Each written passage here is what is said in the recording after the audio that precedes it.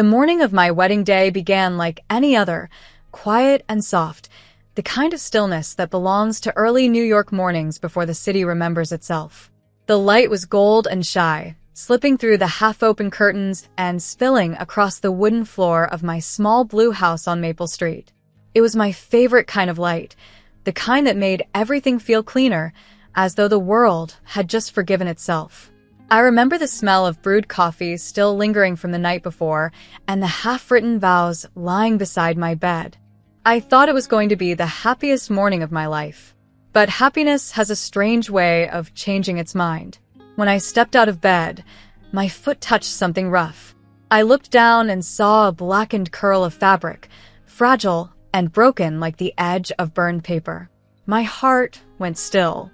The hem of my wedding dress, white lace, weeks of hand-stitched hope, was scorched. The gown lay across the floor in silence, the way something dead might rest after surrender. The faint smell of smoke still lingered, sharp enough to sting my throat. For a long moment, I couldn't move. I couldn't even breathe. Then I saw the letter. It sat on my desk, folded neatly beside my makeup mirror. My mother's handwriting was unmistakable, elegant and even, the sort of penmanship she'd once been proud of. My fingers trembled as I opened it. There were only 10 words, but they might as well have been fire themselves. We are against this marriage. No marriage will take place. That was all.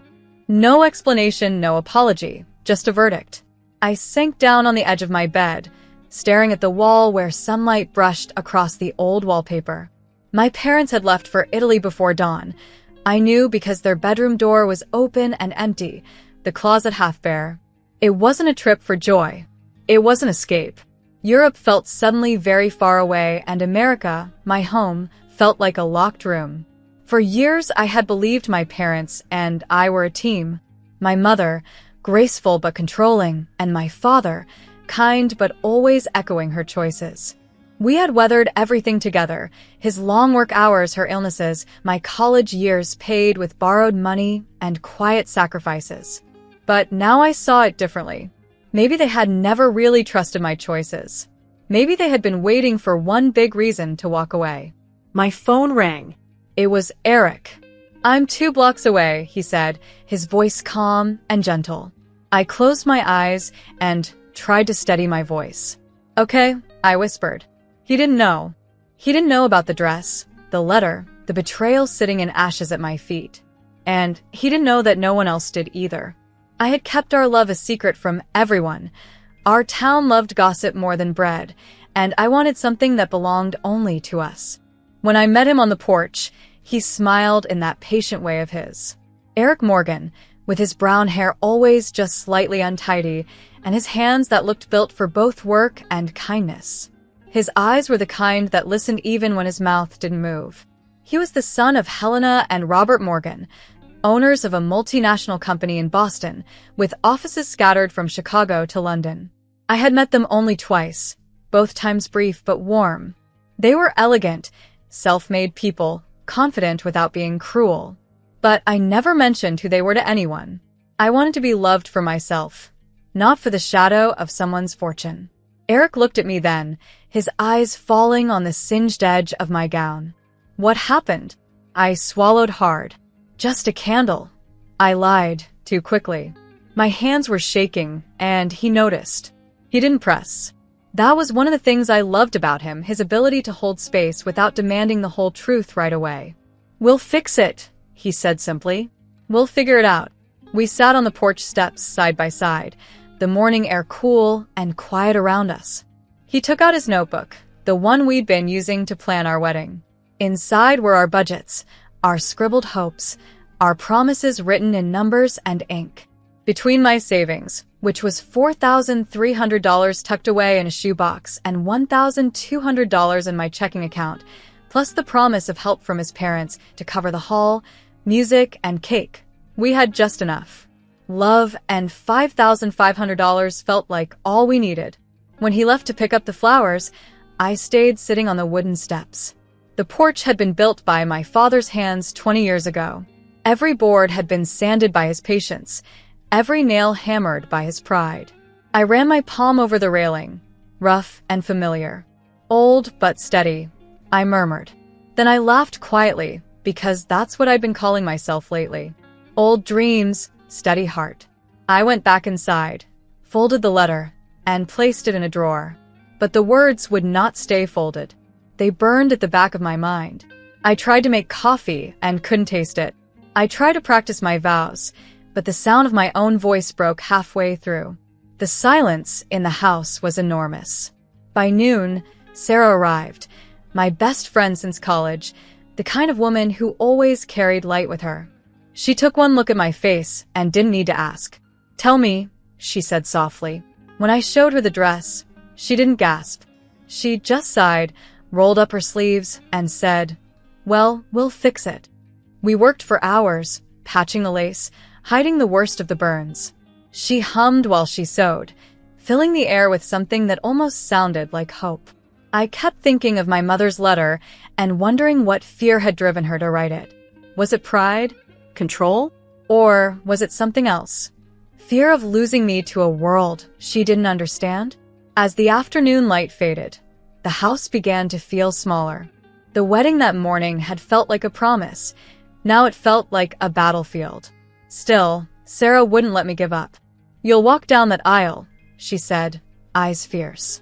"Even if you do it barefoot and with a singed hem, you'll do it." When she left, the quiet came back like a wave. I walked room to room, looking at everything my parents had built. The photographs on the mantel, the teacups lined on the kitchen shelf, the old wall clock that had been slow for years, but never stopped completely. I realized then that sometimes love and control were the same face, and it takes a long time to tell them apart. Night fell over the city. Outside, the world went on.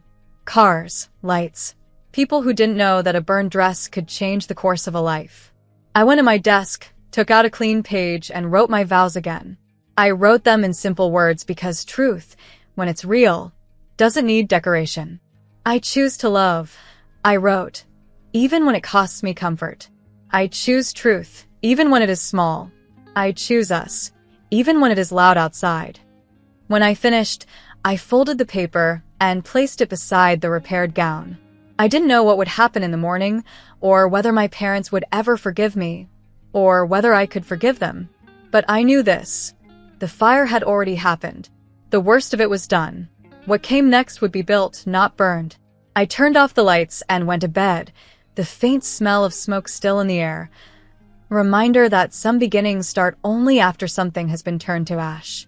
By noon, the house felt too large for one woman and one burned dress. The silence wasn't peaceful anymore. It was thick, the kind that hums in the corners and presses against the walls. Every clock ticked louder than usual. Every creak of the floorboards sounded like a question. I made coffee just to have a sound in the kitchen, something living, something that hissed and sighed and reminded me I still existed. But even the smell of it, dark, warm, bitter, felt lonely in the air. I didn't know what to do next, so I did what I always do when I don't know. I called Sarah. She's the sort of friend who never needs full explanations. When she picked up, I barely got out. "Can you come over?" before she said, "I'm on my way." 15 minutes later, she walked through the front door with lemon cake and a sewing kit, wearing that bright red scarf she always said made her look less responsible. She saw the dress lying on the table and didn't even blink. "Jessica," she said, setting the cake down. "Breathe." We laid the dress across the dining table. The lace looked like a burned map, as if someone had tried to erase the route to something beautiful and failed halfway through. Sarah threaded a needle and got to work, and I followed her lead, even though my fingers trembled every time I touched the fabric. "You can't unburn lace," she said softly, "but you can sew courage into it."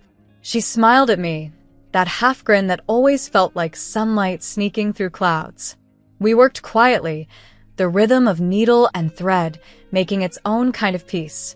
For a moment, I imagined my parents walking back through the front door, apologizing, saying it was a mistake. But no car came up the drive, no letter arrived with an apology, no phone call rang out across the silence. They were in Italy, Europe, the place my mother had always romanticized but never actually visited until the day she decided to run away from my wedding. By early afternoon, word had started spreading through our small neighborhood. Maple Street is a kind of place where secrets have short legs. I saw Mrs. Gordon from across the road slow her walk to a crawl near our mailbox, pretending to fix her scarf while her eyes darted toward my porch. I could practically hear her curiosity whispering through her teeth. But no one knew who I was marrying. No one knew Eric's last name. And no one knew that the Morgans, the family everyone in town had probably read about in Forbes, were about to become mine. It made me think about how fragile privacy really is, especially in America, where people say they mind their business but never really do. The Morgans owned a multinational company based in Boston, one that worked in renewable energy.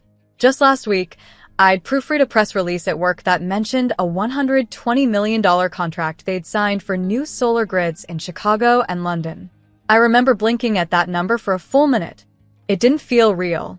Numbers like that belonged to other worlds, the kind where people didn't worry about electric bills or secondhand furniture.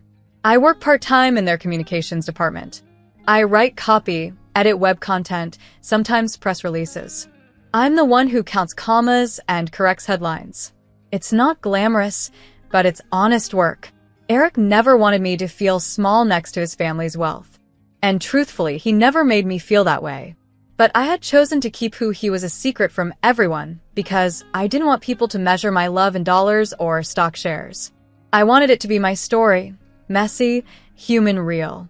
Around 4 o'clock, just as I was about to pour more coffee, a silver car stopped in front of my house.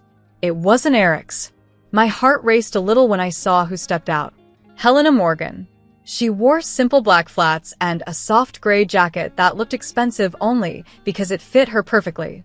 Her auburn hair was pinned neatly, and her expression was calm in a way that made me want to cry. She walked up the path slowly, like she already knew the whole story. "Jessica," she said when I opened the door, "we heard from Eric about this morning." I didn't know whether to apologize or fall apart. But Helena reached out and took my hands gently. "I booked the hall in Boston already," she said. "Your name is on the contract. If you want to postpone, we'll move mountains. If you want to go on, we'll move mountains anyway." Her eyes reminded me of Eric's, steady, kind, unshaken. She placed a white envelope on the kitchen table. "This isn't a favor," she said softly. "It's support. Family should help family." When she left, I opened the envelope. Inside was a note in neat handwriting. "Use this if it helps you breathe easier." Below, it was a check for $25,000. I stared at it for a long time, my stomach tight. I didn't touch it. I didn't want to. Not because of pride exactly, but because I needed to prove to myself, to my parents, maybe even to the air around me, that I could stand on my own feet first. Evening came, and the light turned golden. The house, for all its silence, began to feel alive again. I walked from room to room. The narrow kitchen that always smelled faintly of cinnamon, the chalk marks on the doorframe where my father had measured my height every birthday, the small workroom filled with his old tools, the teacups my mother collected lined up like moons in a perfect row. I loved them both. For all their cruelty that morning, for all the ash they left behind, I loved them. But I also loved a future that wasn't built from fear. A future that belonged to me, not to their expectations. When the sun finally dipped below the trees, I tried on the dress we had mended. The burn still showed if you looked closely, a faint shadow near the hem, stubborn and dark. I decided not to hide it. It was a part of the story now, and I would carry it into every photograph and every memory. Scars, after all, are just proof that something tried to destroy you and failed. I took my mother's letter, the one that had started all this, and slipped it into a folder marked keep. I didn't know why I wanted to keep it, but something in me whispered that I would need it one day as a reminder of where I'd come from and what I'd survived. Before bed, I sat by the window with a notebook and rewrote my vows for the 100th time. I used easy words, words that didn't need translation, didn't hide behind fancy sentences. I choose truth. I wrote, even when it is small. I choose us, even when it is loud outside. I choose love, even when it asks me to stand alone. When I finished, I placed the notebook beside my bed and turned off the lamp. The room was dark but not empty. The house was still too quiet, still too big, but it didn't feel hollow anymore. The silence was changing. It was learning my rhythm, adjusting to a woman who had stopped waiting for permission. That night, as I drifted into sleep, I thought of Eric's voice saying, "We'll figure it out." I thought of Helena's calm eyes and Sarah's steady hands. And somewhere deep inside me, beneath the ache and the fear, I began to believe that maybe I already was figuring it out, stitch by stitch, word by word, breath by breath. Morning came with noise, not the peaceful kind that begins a new day, but the kind that feels like an alarm. I woke to the hum of cars stopping and starting outside my window. At first, I thought it was nothing, delivery trucks or the neighbors' usual morning chaos. But then I heard voices, the low blend of curiosity and gossip. By the time I pulled back the curtain, 3 cars were parked along the street. I saw familiar faces stepping out, people from town who never had a reason to visit me before today. News had traveled faster than I ever imagined. Someone, somewhere, had learned who Eric really was, that he wasn't just another kind, quiet man from New York, but the son of the Morgans, the family whose business spread from Boston to London. Someone must have found out about the Morgan renewable contract worth millions, or about Helena's £50,000 donation to that museum in London that everyone in the papers praised. The story had escaped me, running wild through town like wind through loose leaves. And now, the same people who used to ignore my small house on Maple Street were staring at it like it was a museum itself. I closed the curtain, my pulse quickening. This wasn't the attention I wanted. I'd kept my life private for a reason. Love, when mixed with money, becomes a different creature entirely. Watched, judged, envied, questioned. And now my secret had become the town's favorite conversation. By noon, the sound of another car, different this time, pulled into the driveway. A yellow taxi. I didn't move at first. My hands froze around my cup of coffee. Then I saw them. My parents. They stepped out looking like 2 people who had aged years in just a few days. My father wore his old brown hat, the one he only ever took off for weddings and funerals. My mother's lips were pressed tight, her expression carved from stone. Their luggage was nowhere to be seen. They hadn't come home. They'd come to face something. When they walked up the path, I met them on the porch. I was wearing my mended dress, the one Sarah and I had worked so hard to save. I didn't plan it that way. I just hadn't taken it off after trying it on that morning. It felt like armor now, fragile but mine. My mother's eyes fell on the lace at the hem, the part still slightly darkened by fire. For a second, I thought I saw regret flicker there, but it disappeared just as quickly. My father held his hat against his chest like it hurt him to carry it.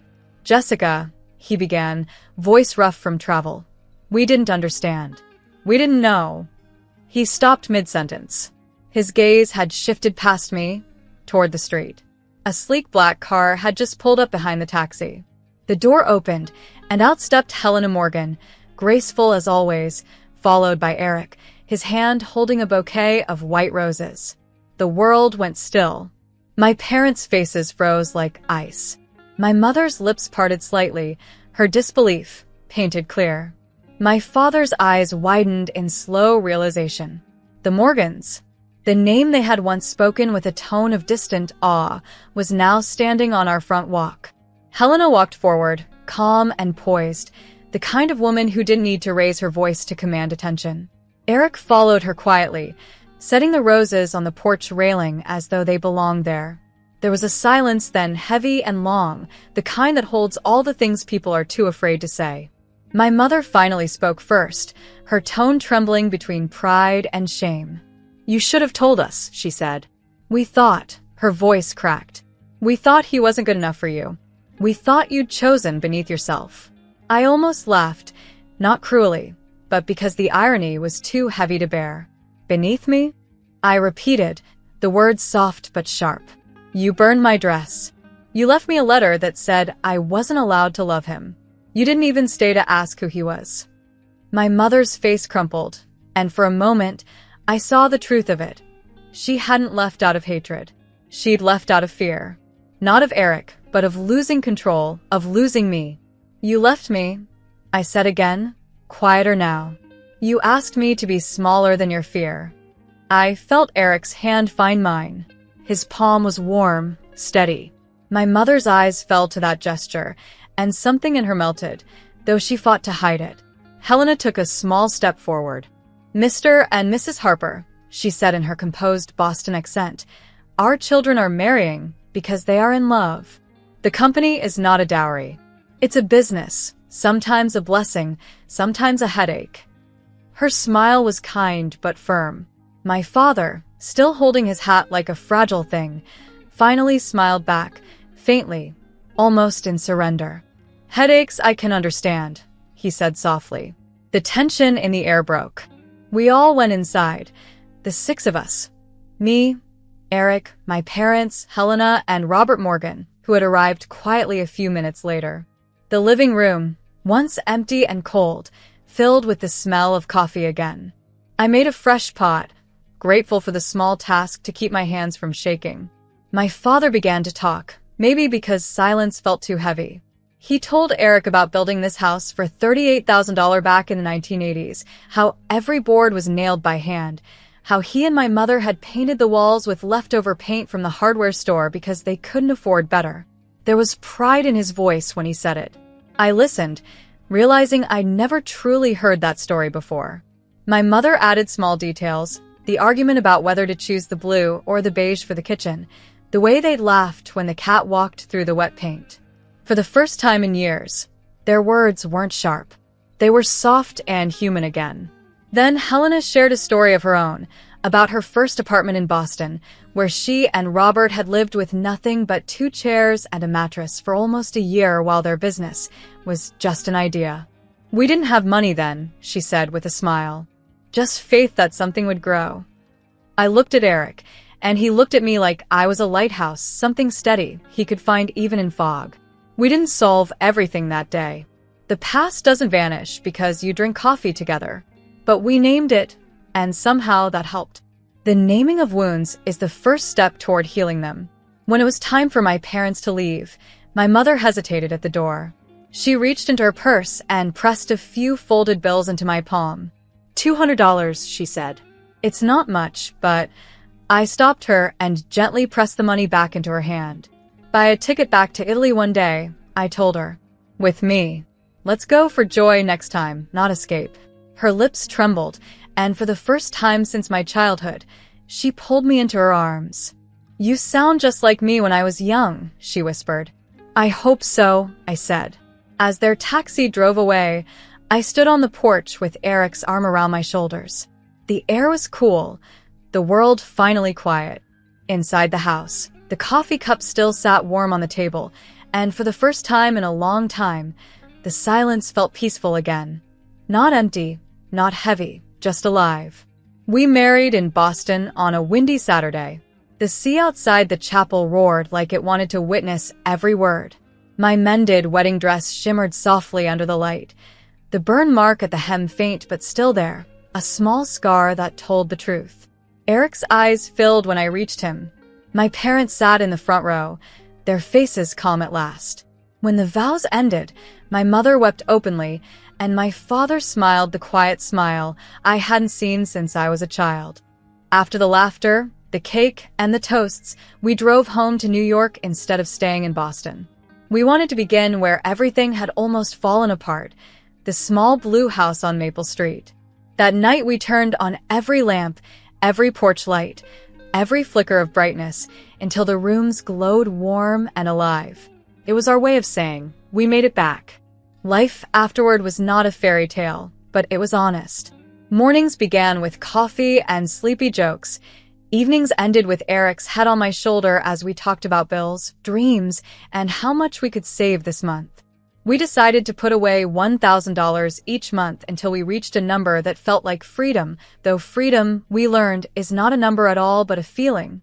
Still, we kept saving. By autumn, the trees along our street turned to fire-colored gold. My parents came for dinner. My father repaired the loose porch step, saying, "A house breathes better when the lights are on." My mother brought cracked teacups from Italy and said, smiling, "They still hold tea." We never spoke of the burned dress or her letter again. Some things heal best in silence. We just sat together, eating stew, and I realized love had circled back home. Winter arrived early that year. One December evening, the power went out across the neighborhood. The dark was soft and kind. Eric lit a single candle, its flame trembling between us. Wrapped in a blanket, we sat by the window and listened to the hush outside. I told him the story about the fire, the letter, the shame, and the forgiveness that followed. He listened quietly, and when I finished, he said, "You tell it better every time." Outside, the lights flickered back to life, one by one down the street. Our house joined them, small, blue, steady. I looked around and thought, this is what love really looks like. It's not perfect, not easy, not grand. It's a house that still stands after the storm, a scar that doesn't hurt anymore, a future that hums quietly in the dark. This is America to me, not the noise, not the wealth, but the simple light that stays on. It's the warmth of someone coming home, the peace of forgiveness, the courage to start again. And when the world feels cold, I remind myself, even one candle can fill a house with light.